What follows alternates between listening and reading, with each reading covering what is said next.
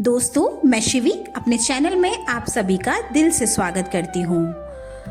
दोस्तों, जीवन में कभी ना कभी आपको ये ज़रूर लगा होगा कि ईश्वर हमेशा न्याय नहीं करते। कभी आपका दिल ज़रूर किसी को ऐसे इंसान को देखकर द्रवित हुआ होगा, आपको दया आई होगी जो इंसान बहुत अच्छा है, जो आपको ऐसा लगता है कि वह इंसान बहुत पुण्यात्मा है, वो बहुत अच्छा है, फिर भी उस इंसान के साथ गलत हो रहा है, ईश्वर ने उसके साथ गलत किया है। आप उस समय भगवान के न्याय को संदेह की दृष्टि से, शक की नज़र से देखते हैं। पर दोस्तों, आप और हम सिर्फ वर्तमान देखते हैं, पर ईश्वर अतीत और भविष्य दोनों को देखकर ही हमें हमारे कर्मों का फल देते हैं। ऐसे ही कर्म फल को बताने वाली आज मैं आपको भगवान कृष्ण द्वारा सुनाई गई एक पौराणिक कथा सुनाऊंगी, जिस कथा के बाद यदि आपके मन में ये प्रश्न है तो इस प्रश्न का उत्तर आपको मिल जाएगा।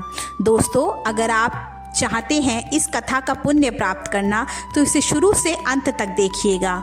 जीवन में पौराणिक कथाओं को सुनकर पुण्य लाभ कमाने का अवसर आपको नहीं छोड़ना चाहिए। तो चलिए शुरू करते हैं। एक दिन भगवान कृष्ण के सामने माता सत्यभामा आई। सत्यभामा उनसे बोली, हे कान्हा, मैं देखती हूँ जो लोग अच्छे काम करते हैं। एक बुजुर्ग दंपत्ति को अभी मैं देख कर आई हूँ, वह बाहर बैठे हुए हैं बागीचे के पास। उनको देखकर मुझे दया आ गई। उनके शरीर बहुत ही जर्जर बूढ़ा हो गया है, फिर भी वो दोनों अकेले बाहर बागीचे में बैठे हुए हैं। मुझे उन्हें देखकर बहुत दया आई। हे प्रभु, आखिर ईश्वर ऐसा क्या न्याय करते हैं जो इस उम्र में वो बेचारे बागीचे में अकेले बैठे हुए हैं। उनकी आंखों में आंसू है, उनका शरीर पीला पड़ा हुआ है। तभी भगवान कृष्ण मुस्कुराए और सत्यभामा से बोले कि हे सत्यभामा, क्योंकि तुम ऐसा इसलिए कह रही हो क्योंकि तुम नहीं जानती कि वह लोग कौन हैं। जब इंसान आज के समय को देखकर इंसान के बारे में धारणा बनाता है तो वह अक्सर गलत ही होती है। तब भगवान श्री कृष्ण कहते हैं कि यह राजा हर्षवर्धन और उनकी पत्नी रूपवती हैं। प्राचीन काल की बात है, जिस समय ये लोग यंग थे, जवान थे, उस समय इन लोगों ने बहुत पाप किए हैं। उस पाप का ही फल ये भोग रहे हैं। यह राजा हर्षवर्धन, इनकी एक पहली पत्नी थी सावित्री, उसको ये बहुत प्यार करते थे, पर सावित्री के प्रसव पीड़ा के दौरान ही मृत्यु हो गई। सावित्री ने एक नन्ही बच्ची को जन्म दिया। उस बच्ची को जन्म देने के साथ साथ ही सावित्री की मौत हो गई।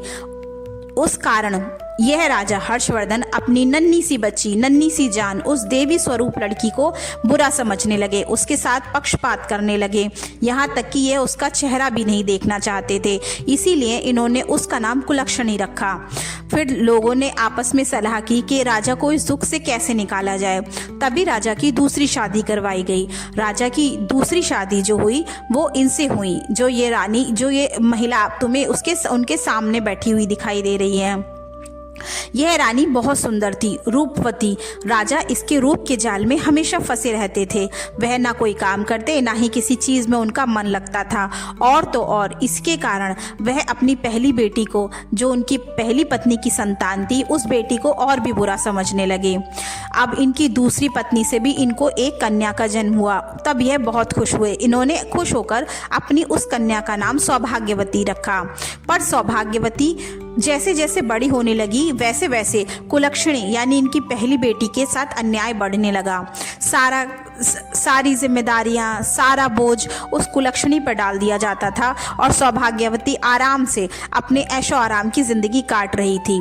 जैसे जैसे दोनों कन्याएं बड़ी हो गईं, तब इनकी पत्नी, इसी पत्नी रूपवती ने कहा कि सुनिए आप महाराज, इस कुलक्षणी के लिए कोई ऐसा गरीब अंधा भिखारी वर ढूंढिए और इसको यहाँ से विदा करिए, क्योंकि हमारे घर में रहकर हम बोझ नहीं बढ़ाना चाहते।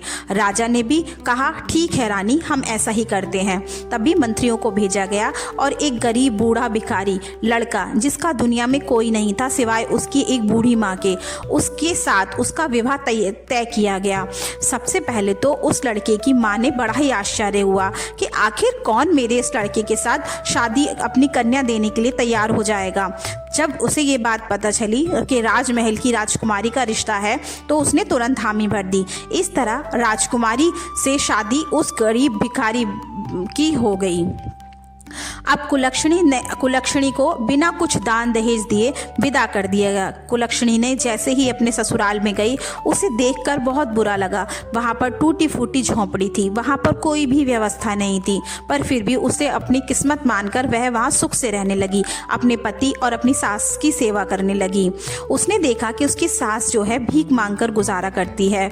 उसने एक दिन अपनी सासू माँ से कहा, हे सासू माँ, आप कुछ खरबूजे ले आइए। अपने इन पैसों से, जो भी पैसे आपको मिले हैं, हम आत्मसम्मान से जिएंगे। ये खरबूजे मैं बेचूंगी बाजार में जाके, और तब हमें जो भी कुछ मिलेगा हम उससे अपना घर चलाएंगे। आप भिक्षा मत मांगिए।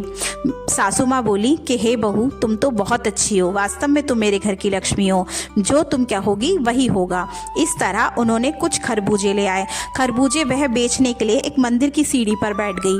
वहां पर से विधि और विधाता, देवी और देवता गुजर रहे थे। विधि बोली विधाता से कि हे स्वामी, आज मेरा मन ये खरबूजों की सुगंध से मैं मोहित हो गया और मैं इन खरबूजों को खाना चाहती हूँ। विधाता बोले, ज़रूर देवी, खा लो। तभी वह वहाँ उसके पास गए, कुलक्षणी के पास, और माता ने कहा, एक बूढ़ी औरत का रूप धारण कर लिया और कहा, हे बेटी, ये खरबूजे मैं खाना चाहती हूँ। कुलक्षणी ने कहा, बिल्कुल माता, लीजिए, आप खाइए। कुलक्षणी ने उनको खरबूजे दे दिए। तभी वह उनके पास बैठ गई और उससे बातें करने लगी। वह बोली कि आज मेरे पैरों में बहुत दर्द हो रहा है, मैं बहुत दूर से यात्रा करके आई हूँ। कुलक्षणी बोली, हे माता, आप बूढ़ी हैं, लाइए मैं आपके चरण दबा देती हूँ। किसी को नहीं पता था वो साक्षात देवी के चरण दबा रही थी। देवी माता उससे प्रसन्न हो गई और उसे अपनी झोली से निकालकर एक भभूत की पुड़िया दी और उससे कहा, लो बेटी, ये भभूत की पुड़िया अपने घर में छिड़क देना।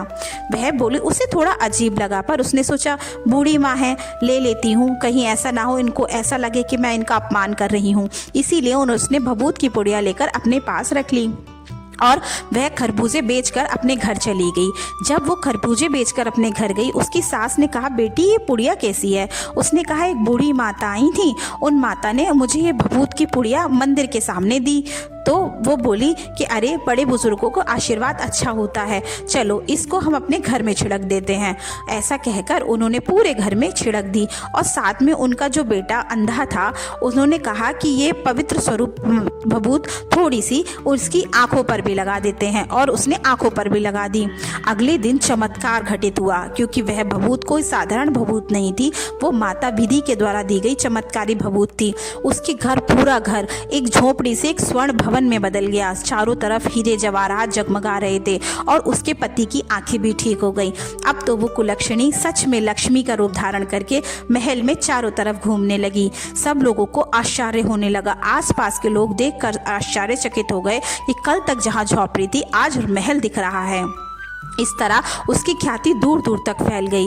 उसने कहा, माता, हम अपने घर में भंडारे का आयोजन कराएंगे। उसकी सासू माँ ने कहा कुलक्षणी की कि हाँ बेटी, तुम सच में मेरे घर की लक्ष्मी हो, जैसी तुम्हारी इच्छा। उसने घर में भंडारे का आयोजन करवाया। उसने अपनी माता पिता और अपनी बहन को भी आमंत्रण दिया, पर उसकी माता और उसकी बहन घमंड के मारे नहीं आना चाहते थे, पर फिर भी उन्होंने कहा, जाकर देखते तो हैं। वह जाकर देखने लगे। उन्होंने उनकी आंखें देखकर फटी की फटी रह गईं। जब उन्होंने कुलक्षणी का वैभव देखा तो वास्तव में वह जल भुन गईं और घर आकर वो लोग आपस में एक दूसरे से कहने लगी कि क्या ऐसा किया जाए जो इसकी सारी धन संपत्ति नष्ट हो गई। पर जब कहते हैं ना, जिसको ईश्वर देने वाला है ना, उससे जलने वाले कितना भी जल लें, कुछ नहीं कर सकते। पर वह कुछ ना कर पाए और इस तरह कुलक्षणी जो थी वो सुलक्षणी बन गई और माता लक्ष्मी विधि के आशीर्वाद से उसका घर धन और धान्य से भर गया। उसके पिता ने और बहन ने यह सोचा था कि उसका जीवन नर्क बना दें। फिर भी ये बात आप हमेशा याद रखिएगा, ईश्वर जिसको चमकाते हैं, ईश्वर जिसकी किस्मत बनाते हैं, इंसान चाहे उसके साथ लाख बुरा कर ले, लाख उसके हाथ से चीज़ें छीनने की कोशिश कर ले, पर फिर भी वो चीज़ों को नहीं छीन पाता है। जैसे आज कुलक्षणी के पास अपनी बहन और माता पिता से भी 100 गुना अधिक संपत्ति थी और उन लोगों के पास कुछ नहीं था। इसके अलावा राजा और उस रानी के कर्मों की वजह से ही उस पास के राज्य के राजा ने उनके ऊपर आक्रमण कर दिया। आक्रमण के स्वरूप उनका पूरा महल छीन लिया गया और वह दर दर की ठोकर खाने के लिए भागते हुए किसी तरह जान बचाते हुए भागे। तो अब उन राजा, रानी और उनकी लड़की चारों तरफ किसी तरह भीख मांगकर गुजारा कर रहे थे।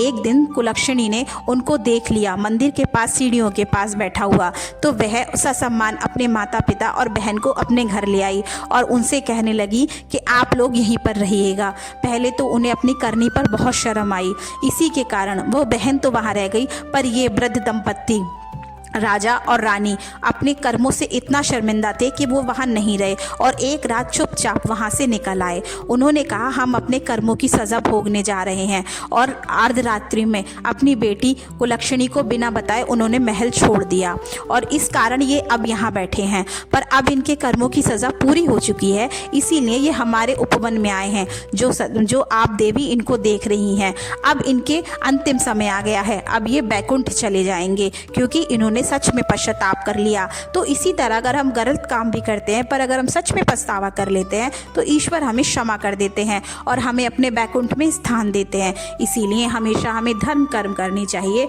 और ईश्वर की पूजा, ईश्वर की कृपा से अच्छे कर्म करने चाहिए। दोस्तों, अगर आपको ये कथा अच्छी लगी हो